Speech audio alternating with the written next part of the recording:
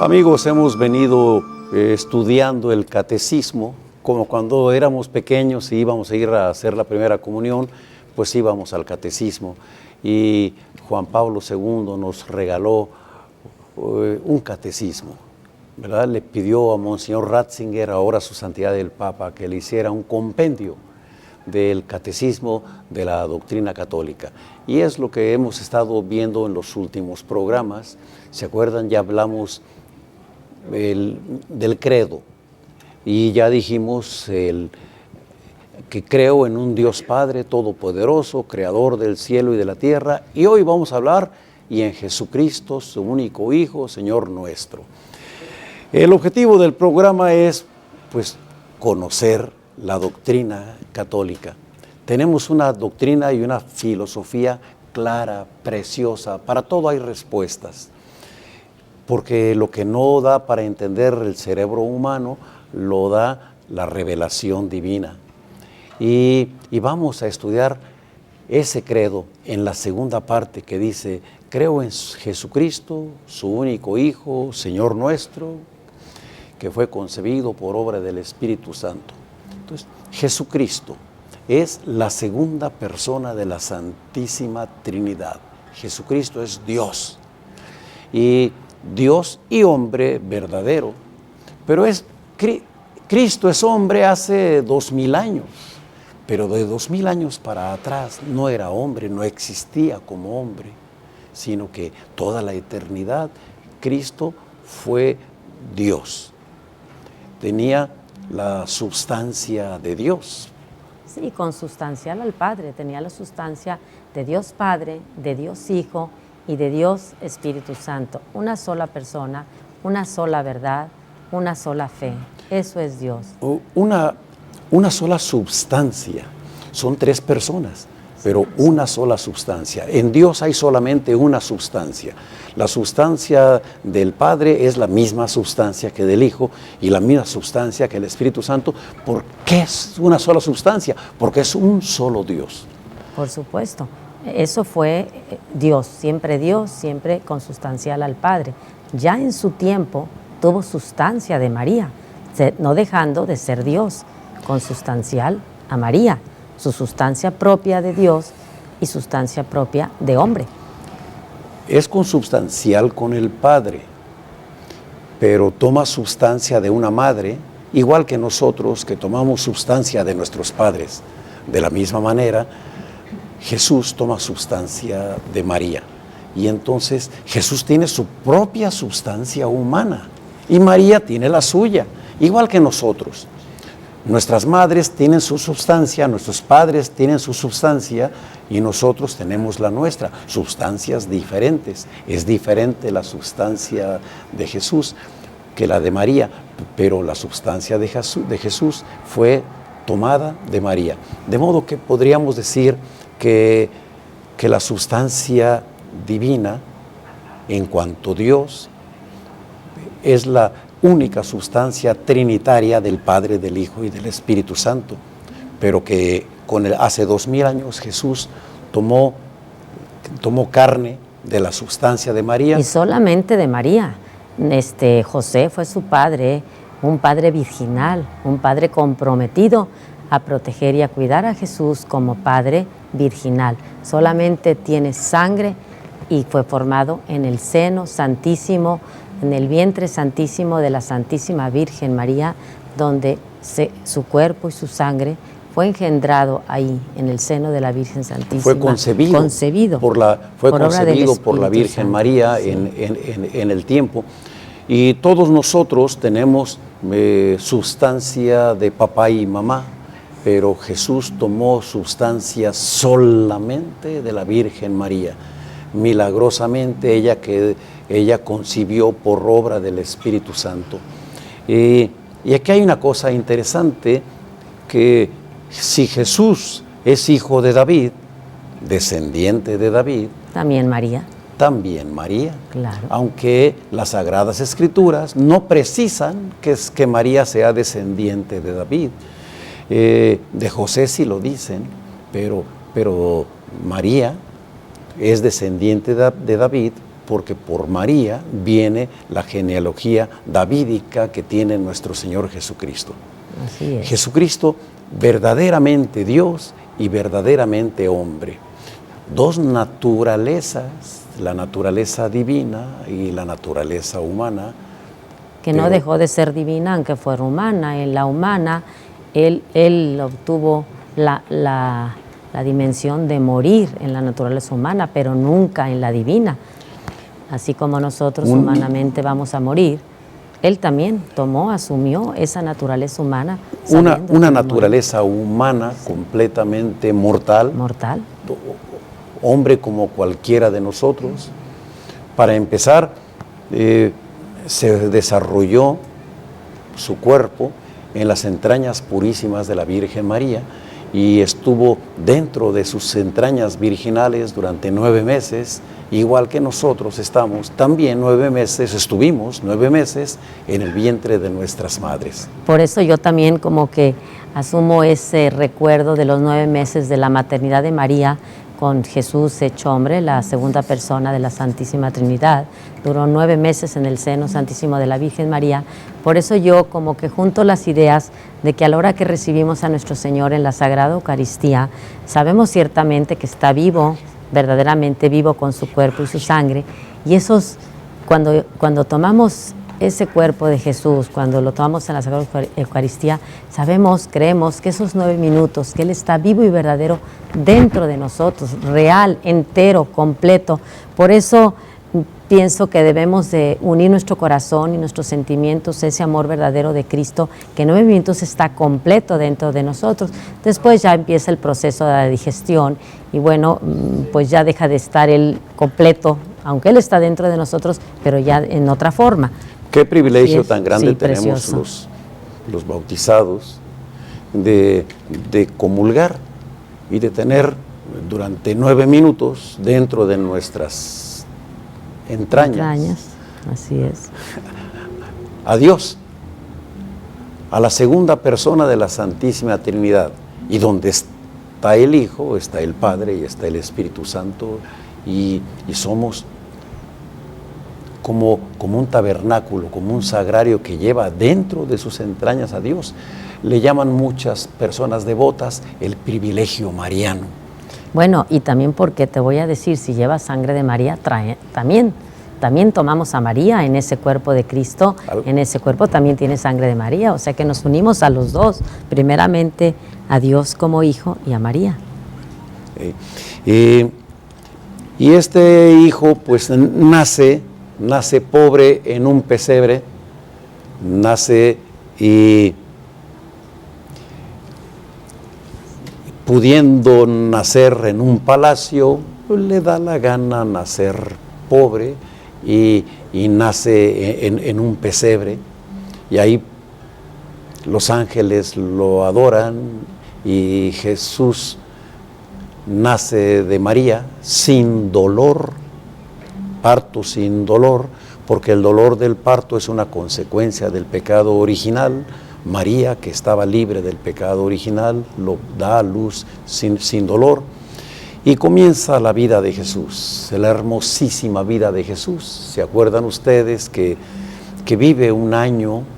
Bueno, antes del año, a los 40 días, es presentado en el templo donde aparece Simeón y Ana. Que ahí le profetizó, ¿verdad?, que una espada le atravesaría su corazón a María, ya sabiendo lo que iba a suceder. María todavía no comprendía, pero dijo el sí a todo. ¿Por qué? Porque nos amó infinitamente también Jesús, por eso tomó cuerpo de María y ella asumió todo lo que iba a llegar. Y Jesús comienza su vida humana y cuando apenas tiene 1 año de vida, ya sabemos que llegan los Reyes Magos y adoran, porque los Reyes Magos sabían que ese niño era Dios, nadie más lo sabía, y huyendo de Herodes, que manda matar a los inocentes, huye José y María, la Sagrada Familia, como veíamos en el cuadro anterior, pues huyen a Egipto y se ocultan en Egipto durante 1 año aproximadamente, y cuando el niño tendría 2 años de edad, regresan de nuevo a Tierra Santa y quieren establecerse en Belén. Jesús nació en Belén, Belén es la ciudad de David y la Sagrada Familia pensaba establecerse en Belén, pero un ángel le advirtió a José en sueños que se tenía que salir de ahí porque, bueno, por la edad de Jesús, pues podían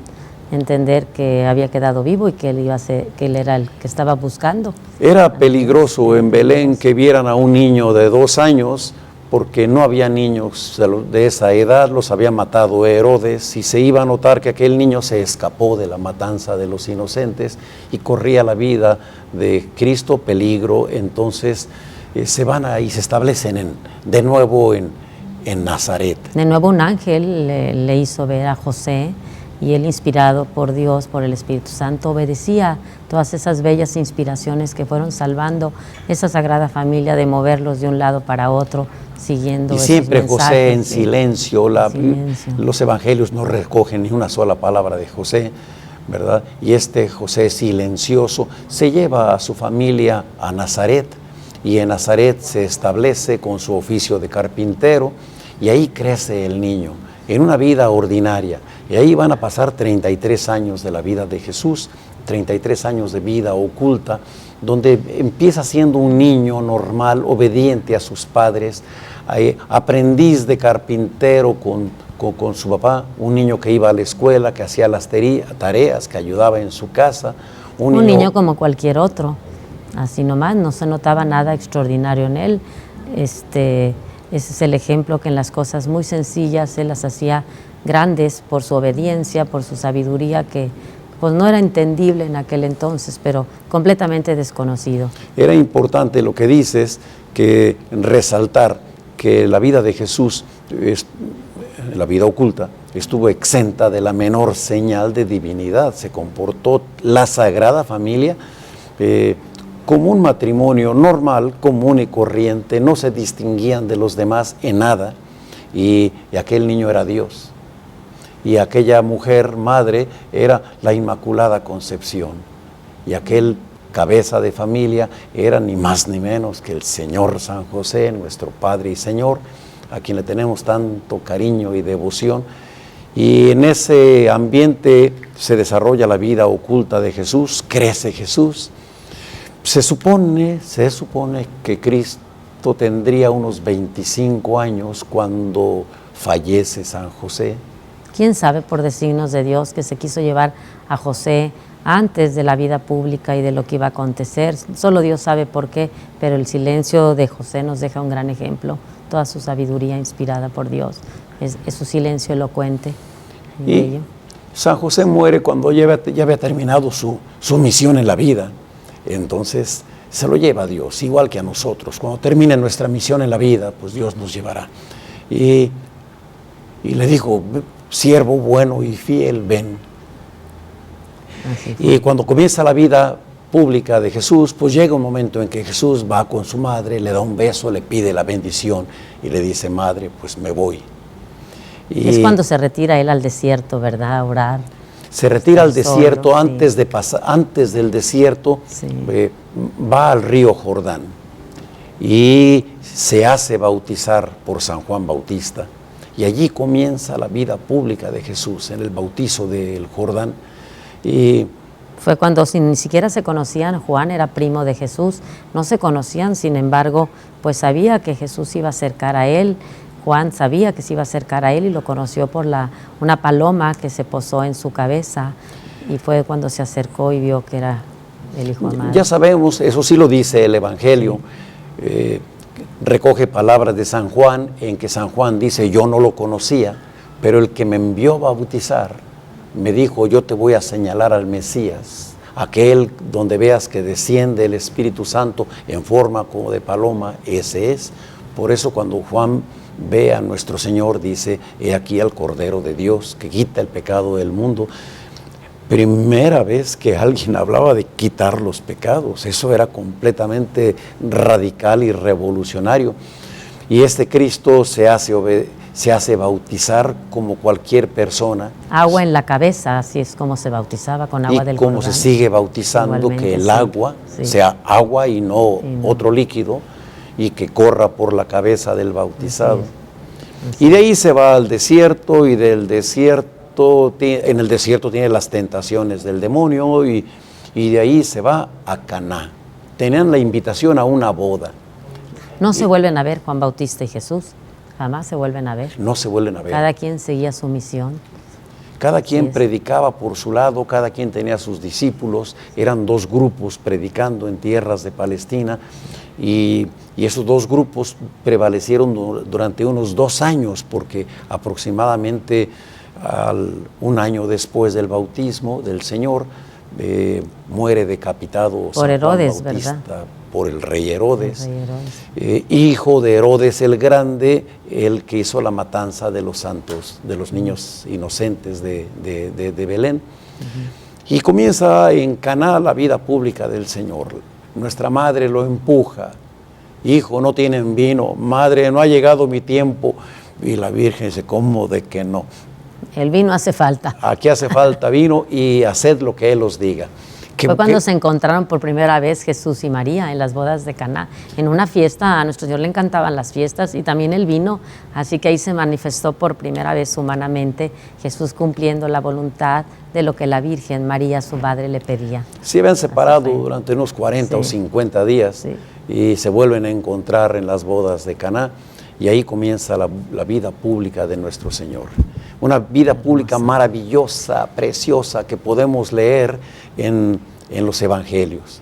Aquel Cristo que multiplicó los panes, que con unos cuantos panes y unos cuantos peces le dio de comer a miles, y todavía sobraron canastas, espuertas. La espuerta es una canasta piscadora grandota que se pone en la espalda de las personas.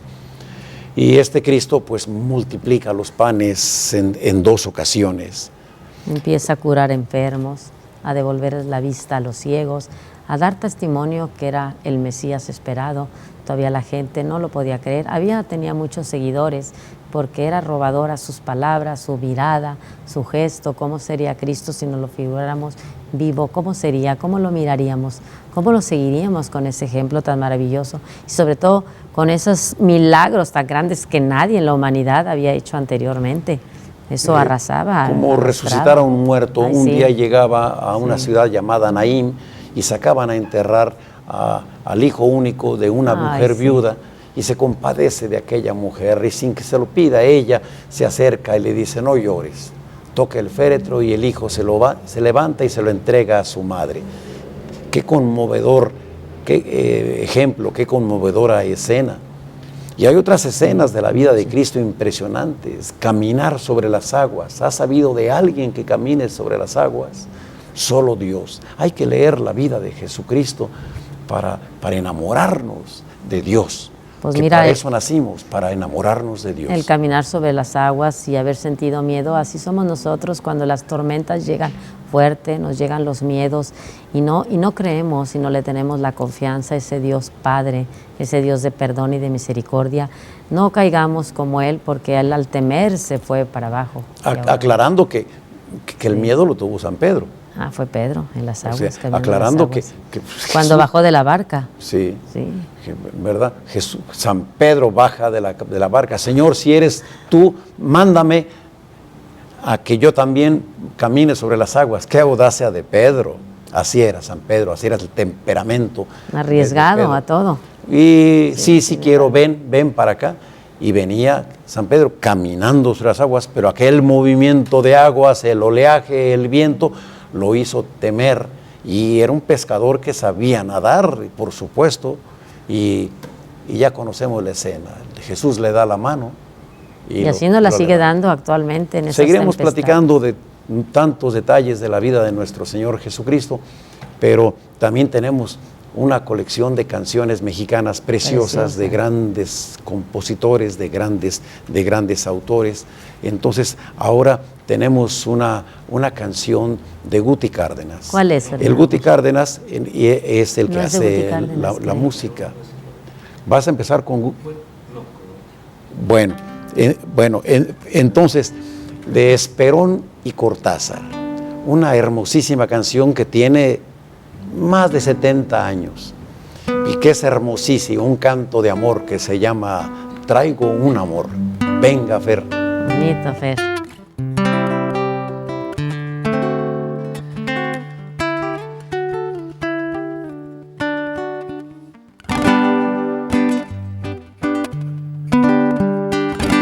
Traigo un amor y lo traigo tan adentro que hay momentos que no siento donde tengo el corazón. Traigo querer tan adentro está de mi alma que perdí hasta la calma por querer a esa mujer. A esa mujer yo la quiero como quieren esos hombres que son puro corazón. A esa mujer yo la quiero hasta la muerte y para mi buena suerte soy el dueño de su amor. A esa mujer yo la quiero como quieren esos hombres que son puro corazón. A esa mujer yo la quiero hasta la muerte y para mi buena suerte soy el dueño de su amor. A esa mujer yo la quiero como quieren esos hombres que son puro corazón. A esa mujer yo la quiero hasta la muerte y para mi buena suerte soy el dueño de su amor.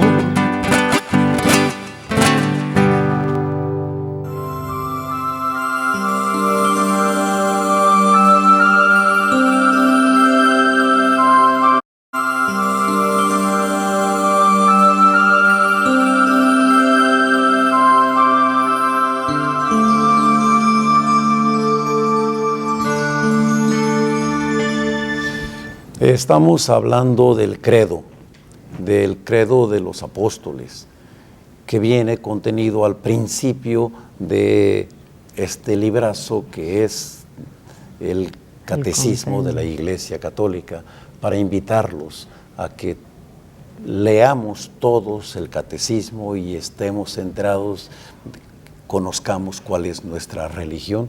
Son pequeñas dosis de fe, si lo estamos leyendo. Dosis de doctrina. De doctrina. ¿Verdad? Ahí está el compendio de la doctrina, sí, de las enseñanzas de la Iglesia, la teología. Y estamos hablando de Jesucristo, su único Hijo, Señor nuestro, que fue concebido por obra del Espíritu Santo.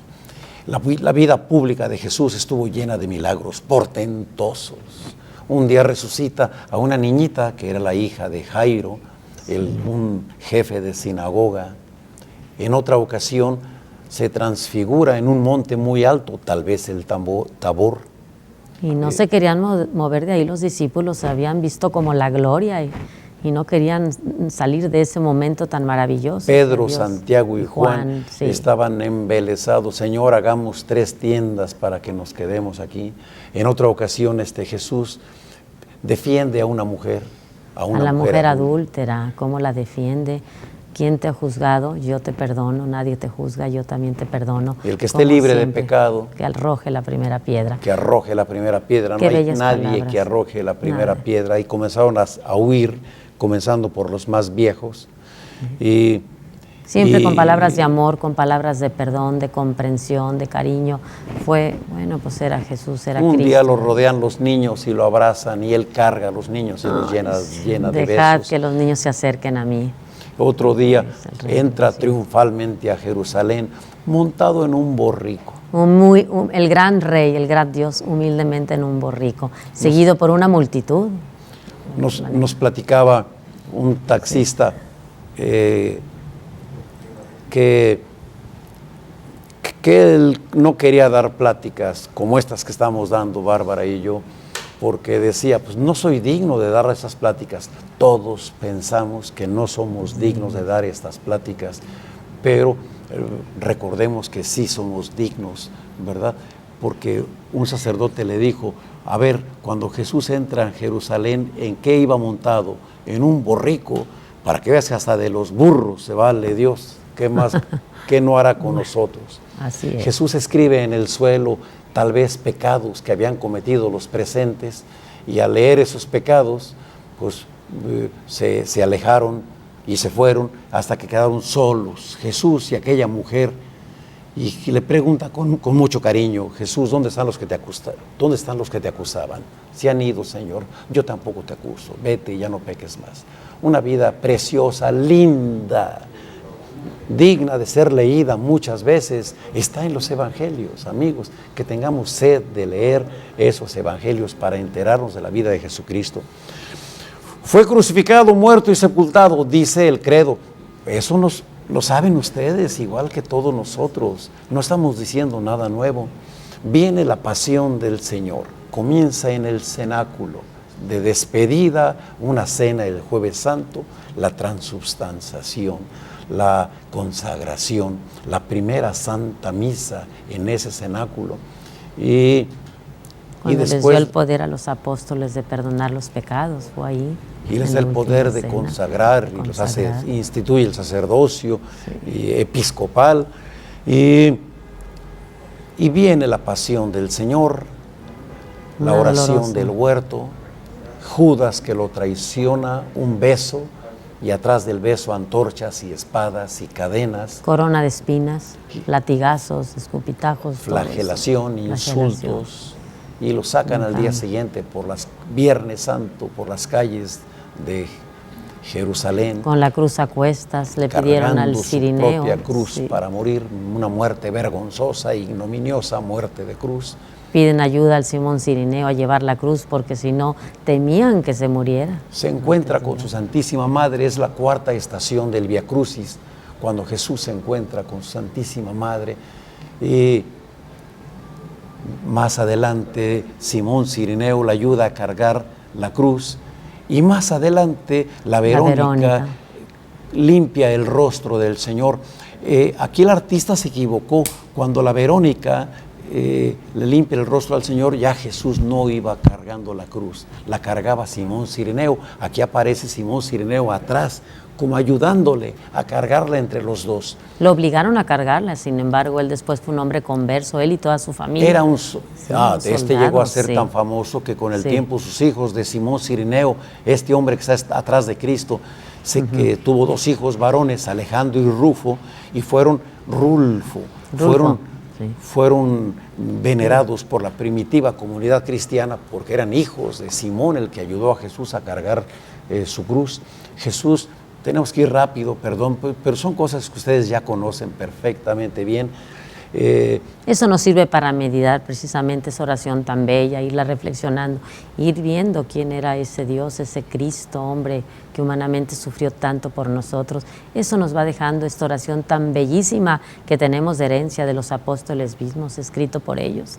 El credo de los apóstoles, ¿no? Dice que fue crucificado, muerto y sepultado, lo desnudan, se reparten las ropas entre los verdugos, lo clavan con 3 clavos, y no lo atan a la cruz como era la costumbre, sino que lo clavan un sufrimiento mucho mayor, con odio, porque se hacía decir que era hijo de Dios y a Dios le llamaba Padre, y nos enseñó a nosotros a decirle Padre a Dios y a rezar el Padre Nuestro. Y después el buen ladrón, un ladrón arrepentido que en el último momento, poco antes de morir, se gana el cielo y se convierte en el primer santo de la Iglesia Católica. Cuando escucha de Jesús aquellas palabras, en verdad te digo que hoy mismo estarás conmigo en el paraíso. Si nomás se ocupa el puro arrepentimiento para que Dios nos abra las puertas del cielo. Basta la contrición, el arrepentimiento para que se perdone cualquier pecado. Y tiembla la tierra, y vienen tinieblas durante 3 horas, y Jesús pega un grito impresionante: Padre, en tus manos encomiendo mi espíritu, y expira, muere. Siendo Dios muere, en cuanto hombre muere su naturaleza humana, su naturaleza divina, pues no puede morir. Y lo llevan al sepulcro. Es Sí, sepultado fue crucificado, también. muerto y Muerto y sepultado, sepultado, lo sí. sepultan. Sí. El cuerpo queda en el sepulcro, el alma asciende a los cielos, donde está el Padre y el Espíritu Santo. Y luego El sábado. desciende a los infiernos. Los infiernos no es el infierno, los infiernos es un lugar inferior llamado el seno de Abraham, y desciende al seno de Abraham donde estaban las almas de los justos. Es cuando saca a todos los justos, ¿verdad? Se abre la los gloria, lleva, sí. saca a los justos del seno de Abraham y se los lleva a la gloria. A la gloria. Y al tercer día resucita, y estábamos viendo las imágenes de la resurrección. Cristo al tercer día, el domingo, resucita y vive 40 días con los apóstoles, y 40 días después viene la ascensión del Señor y asciende en cuerpo y alma asciende a los cielos y está sentado a la derecha del Padre, dice el credo, desde donde ha de venir a juzgar a los vivos y a los muertos. En el juicio final, ya viene siendo eso. Y entonces nos habla del juicio final, el credo, nos habla del terrible momento que va a llegar, va a venir, nos guste o no nos guste. Este mundo se va a acabar, va a haber un fin del mundo. Es una profecía de Cristo, no la dijo otro profeta, la dijo Cristo mismo. Donde el cuerpo se vuelve a unir al alma, nuestro cuerpo propio. La resurrección de los muertos. Sí, la resurrección Creo, de los muertos. Decimos en el credo, creo en la resurrección de la carne. O sea, creo que voy a resucitar. Ya sé que voy a morir, pero voy a resucitar. Y mis muertos van a resucitar. Y mis padres y abuelos y antepasados, y el rey David y Salomón y Moisés y los patriarcas y los profetas van a resucitar. Porque nacimos para la vida eterna. Por eso vamos a resucitar. Porque Dios nos creó inmortales y fue el pecado el que nos robó la inmortalidad. Sí. Pero Él nos la rescata con su vida, con su muerte. Y al final de los tiempos dice el credo de los apóstoles, esto que estamos hablando fue enseñanza unánime de los apóstoles. Por eso se llama el credo de los apóstoles. Y los apóstoles enseñaban exactamente esto, que iba a haber una resurrección de los muertos. Iba a llegar un día en que el cuerpo muerto, ya convertido en polvo, o en gusanos, o en cenizas, o en lo que sea, se vuelve a ser cuerpo humano. Se vuelve a juntar con el alma. Este mismo cuerpo que tenemos ahorita y esta misma alma, que ahorita están juntos, que con la muerte se van a separar, el día del juicio final se van a volver a juntar. Creo en la resurrección de los muertos. Eso nos sirve de consuelo, saber que Cristo nos reveló que somos eternos y que vamos a resucitar en cuerpo y alma. Ahorita la gente que está en el cielo está solamente su alma, porque su cuerpo está en el sepulcro. Pero va a llegar el momento en que va a venir la resurrección de los muertos. ¿Y cómo será esto? ¿Cómo es que Dios va a volver a sacarme este mismo cuerpo? No sé, pero para Dios no hay nada imposible. Y Cristo nos lo reveló como una profecía. Vamos a resucitar. Y entonces vendrá el juicio final. Al sonido de una trompeta, los ángeles separarán a la humanidad en dos grupos, el grupo de la derecha y el grupo de la izquierda.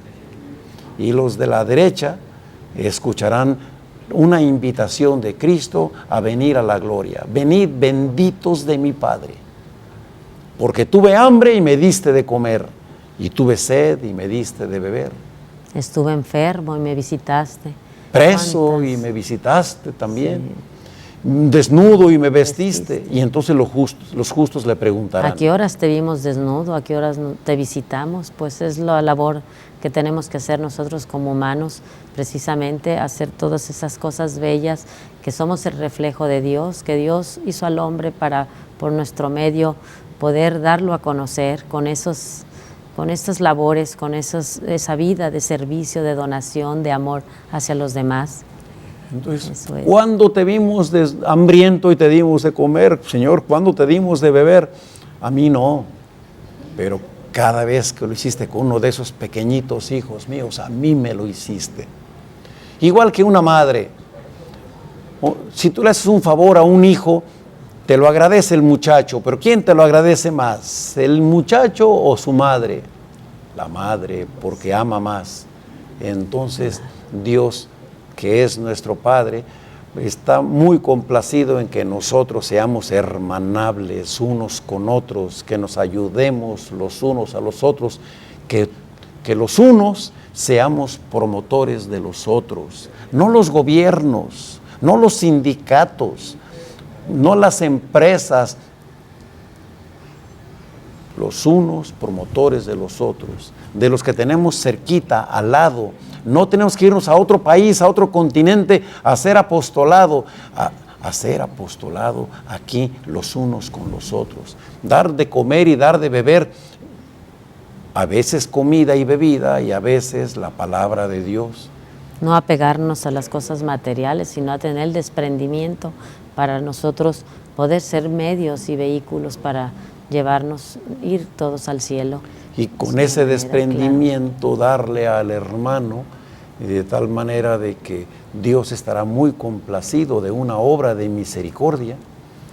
Y ¿te acuerdas? Las obras de misericordia son 7 y es dar de comer al hambriento, dar de beber al sediento, vestir al desnudo y corregir al que yerra. Tenemos la obligación, el derecho y el deber de corregir al que yerra, dar un consejo a quien lo ha menester. Y la Iglesia nos enseña que debemos de vivir obras de misericordia. Esas obras de misericordia están contenidas en el catecismo de la Iglesia Católica. Leamos el catecismo de la Iglesia. Entonces aquel gran juez, Cristo, que es nuestro Padre, Creador y Redentor, será nuestro juez. Y aquel juez le dirá a los de la derecha: venid, benditos de mi Padre. Y acto seguido se escucharán unas palabras terribles: apartaos de mí, malditos, al fuego eterno. Así como es grande su misericordia, también es grande su justicia. Entonces vamos temiendo ofender a Dios para lograr esa bendición y ese amor de Dios que nos va a ayudar a salvarnos a nosotros y a todos los que están a nuestro alrededor. No seamos ociosos ni egoístas, al contrario, hay que conocerlo para amarlo. Qué fácil es, realmente es algo maravilloso cuando estás cerca de Él. En la Sagrada Eucaristía es la mejor manera de tener sus gracias y de recibir su amor, ir creciendo en la fe y en el amor a Dios.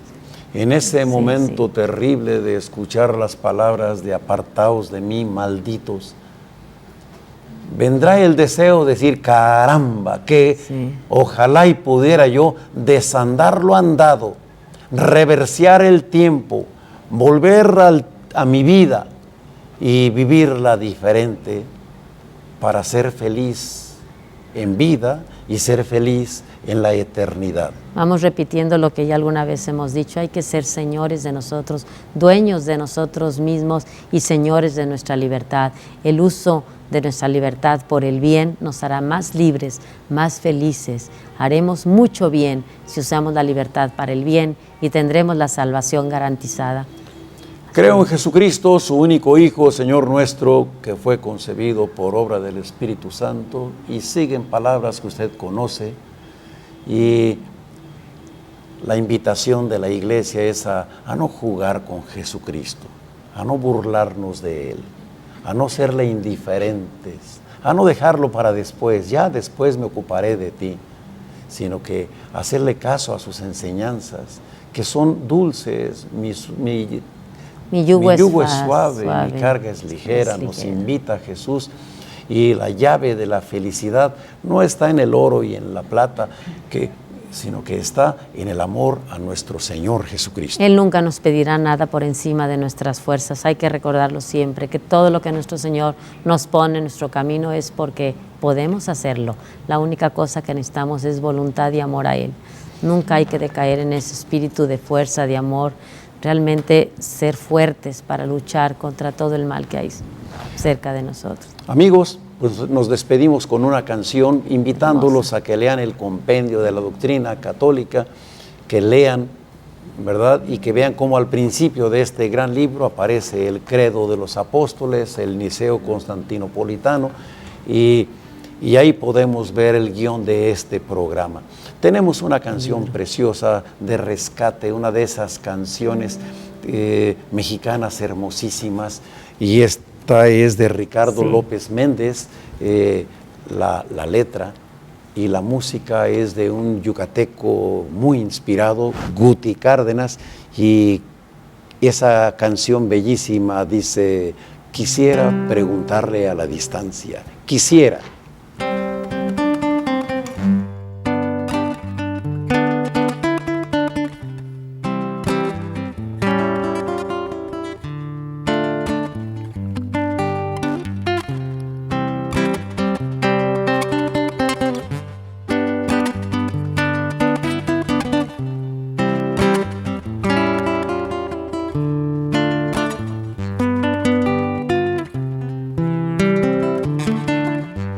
Quisiera preguntar a la distancia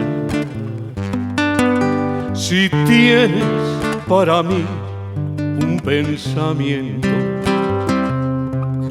si mi nombre se envuelve en la fragancia inolvidable y dulce de tu aliento.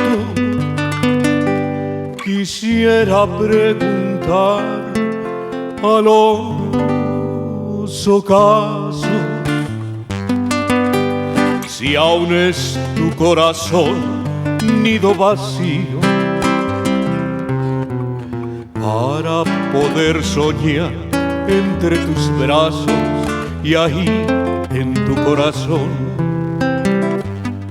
dejar el mío.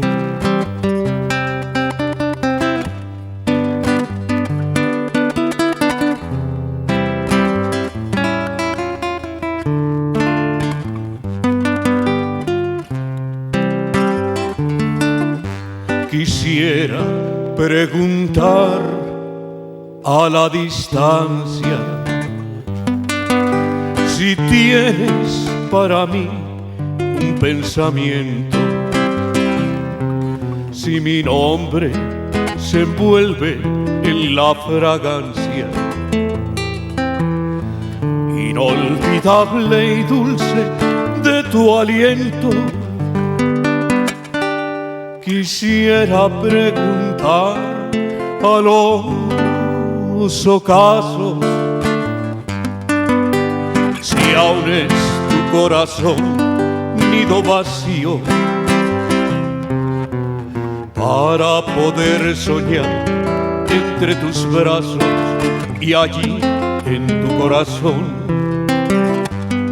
dejar el mío. Para poder soñar entre tus brazos y allí en tu corazón dejar el mío.